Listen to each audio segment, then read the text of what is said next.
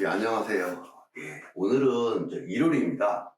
예, 일요일인데 일이 있어서 나와서 일을 하다가 유튜브를 찍게 됐습니다. 오늘의 주제는 유언 대용 신탁입니다. 아이고 글씨가 엉망입니다.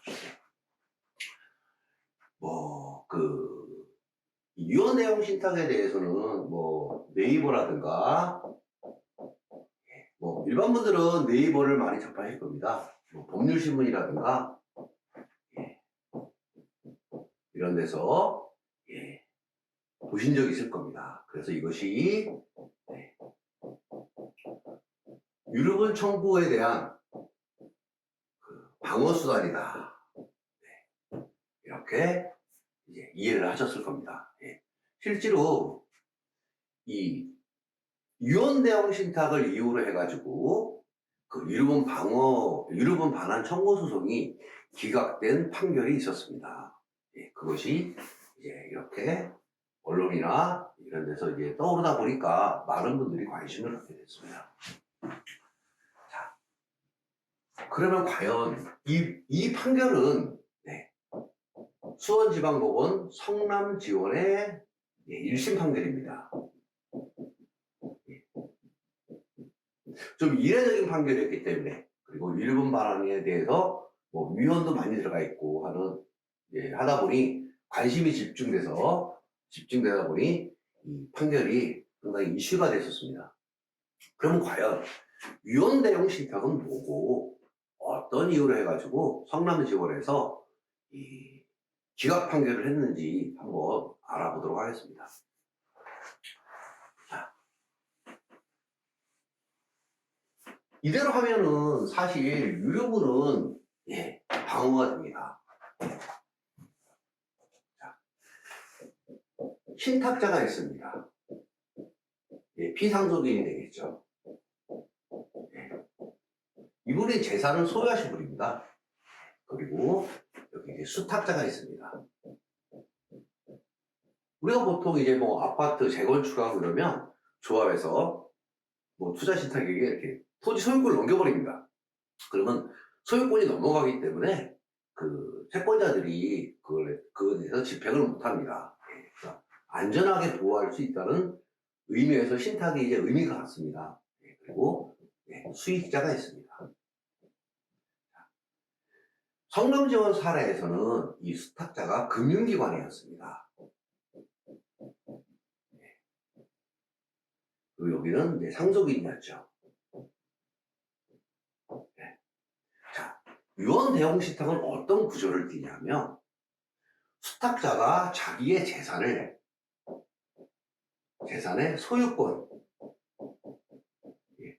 소유권을 이전합니다. 이렇게 수탁자한테 소유권을 이전을 하고 거기서부터 나오는 이자라든가 이런 거는 살아계시는 동안 자기가 취득을 하게 됩니다. 그러니까 예를 들면 과속을 해서 나무는 여기한테 주되 거기서부터 열리는 과일은 내가 갖겠다, 이런 개념으로 생각하시면 됩니다. 그러다가 신탁자가 사망을 하게 되면 이렇게 소유권이 넘어갑니다. 수탁자로부터 수익자, 보통은 이제 이 유언 대용 신탁을 통해서 상속을 하고자 하는 분들은 이 수익자를 상속인으로 지정을 합니다. 그래서 성남지원 같은 경우는 피상속인께서 자기의 금융재산을 금융기관에 신탁을 합니다. 소유권이 완전히 넘어갑니다. 이게 신탁계약을 통해서. 자, 네가 소유권을 갖는 대신 나한테 이자는 날 달라. 그런데 내가 죽으면 그 금융재산은 수익자인 얘한테 넘어간다. 줘라. 이렇게 이제 약정을 하게 된 겁니다. 이게 유언 대용 신탁입니다. 기본적으로 유언 대용 신탁은 참고로 말씀드리면 수탁자와 수익자가 동일할 수는 없습니다.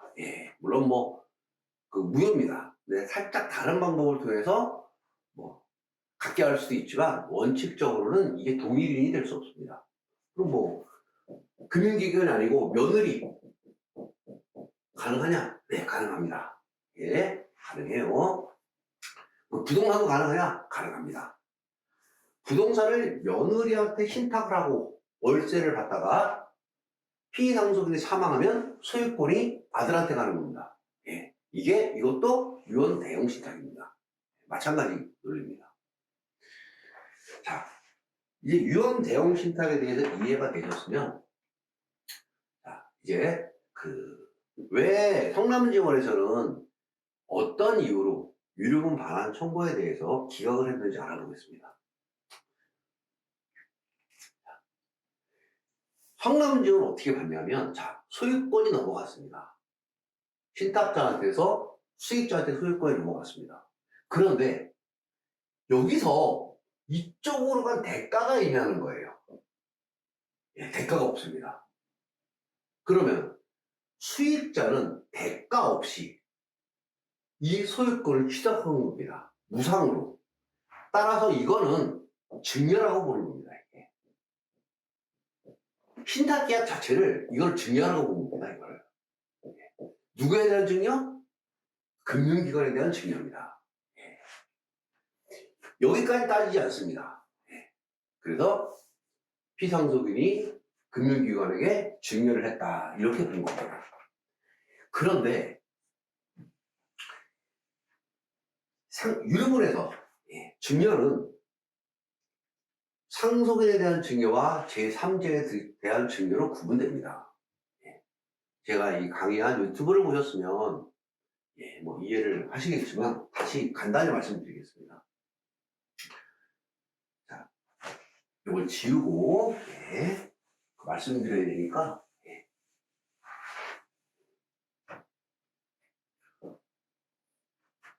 피상속인께서 사망을 하십니다. 1년입니다. 원칙적으로 상속 민법 1114조는 어떻게 되어 있냐면 피상속인이 사망하기 1년 이내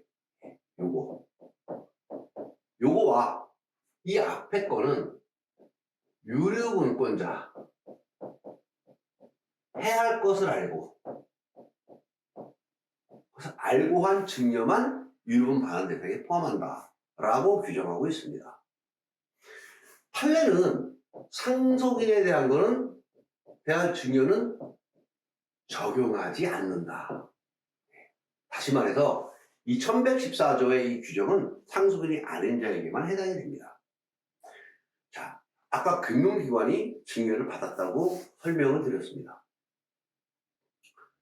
따라서 금융기관은 상속인이 아니기 때문에 이 1114조에 적용을 받습니다. 증여 시점이 신탁 시점이 여기였습니다. 1년 이전입니다, 이게. 그리고 유류분권자는 해야 할 것을 알았냐? 몰랐다고 본 겁니다. 그러면 결과적으로 어떻게 되냐? 자, 이제 1114조를 이해가 하셨으니까 신탁자가 있고 수익자가 있고 여기에 수익자가 아니죠? 네, 수탁자입니다. 수탁자가 있고 수익자 이렇게 있습니다. 여기에 사망하면 취득한다. 네, 이렇게 되어 있죠. 이게 이제 증여를 본 겁니다. 자, 성남지원에서는 이 증여에 1114조를 적용했습니다. 그러다 보니까 이 증여가 유류분 반환 대상이 되는 기초재산에서 배제된 겁니다. 이 재산 자체가. 그러다 보니 이 둘만의 관계, 피상속인이 사망함으로써 이 소유권이 넘어오는 거는 문제가 안 되는 겁니다. 그건 따질 필요도 없다는 얘기죠. 다시 말해서 성남지원은 이거는 보지 않았습니다. 그냥 이것만 본 겁니다. 이것만 보고 이 증여가 유류분 반환 반환 대상인지 이것만 판단하는 겁니다. 그러다 보니 이 상속 개시 1년 이전이고 유류분권자를 해야 할 것을 알았다는 근거도 없고 하다 보니 이게 배제가 된 겁니다. 이게 반환 대상에서. 그러다 보니 이 당연히 뒤에 오는 거는 의미가 없는 거죠. 그래서 이 재산, 이 사건에서 원고는 수익자에게 이게 그 사망으로 소유권 이전된 거, 이 재산에 대해서 유류분 청구가 들어갔죠. 유류분 청구가 들어간 거에 대해서 이미 여기서 배제됐으니까 이거 따질 필요 없다. 이렇게 된 겁니다. 자, 여러분이 만약에 유류분권자 입장이라면 어떻게 생각하시겠습니까? 미치고 환장을 놓으십니다. 분명히 우리 아버지 재산이 금융기관을 거쳐서 다른 형제한테 갔는데 나는 받은 게 없는데 얘는 다 받았는데 안 된다는 얘기입니다. 당연히 항소했습니다. 성남지원에서 항소를 했기 때문에 수원지방법원으로 올라갔습니다. 수원법원으로. 수원법원에서는 기각을 했습니다. 항소 기각. 다시 말해서 1심에서 패소한 유류분권자 그거를 그대로 유지했습니다. 그런데 이제 문제는 그 유언 대형 신탁 때문에 기각을 한 것이 아니고 그 유류분권자 자체가 이미 초과특별 수익자입니다. 너는 유류분 청구를 했지만 이미 유류분보다 더 많은 재산을 증여받았지 않느냐. 그래서 유류분 부족분이 발생하지 않았다. 그러니까 이거에 대해서 묻고 따질 필요도 없다. 그래서 기각을 선고했습니다. 자, 이렇게 성남지원 판례는 이 관계, 이 둘 사이의 관계를 초점을 맞춰서 판단을 했기 때문에 유언 대형 신탁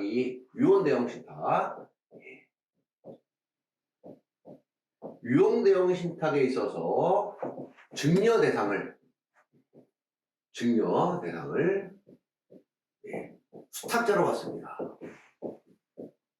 수탁자로 봤기 때문에 유언 대형 신탁을 하게 되면 유류분 방어를 할 수 있다. 이렇게 사람들이 알게 됐습니다. 자, 그런데 이것이 맞느냐의 문제는 별개입니다. 이거는 말씀드렸듯이 대법원 판례도 아니고 수많은 지방법원의 한 법원에서 나온 판결입니다. 그러면 그 다음에 어떻게 되느냐, 다른 법원은 어떻게 하고 있느냐, 이걸 봐야 됩니다. 왜냐면 이 판결만 믿고 그냥 유언 대형 신탁을 했다가 또는 유언 대형 신탁을 했다 그래가지고 뭐 이름을 청구하지 않으면 좀 억울한 면도 있습니다. 자, 이 이후에 수원지방법원에서 유언 대형 신탁에 대한 판결이 있었습니다. 그리고 창원지방법원 마산지원에서도 판결이 있었고, 바로 저희 사무실 근처에 있는 서울중앙지방법원에서도 유언 대형 신탁에 대한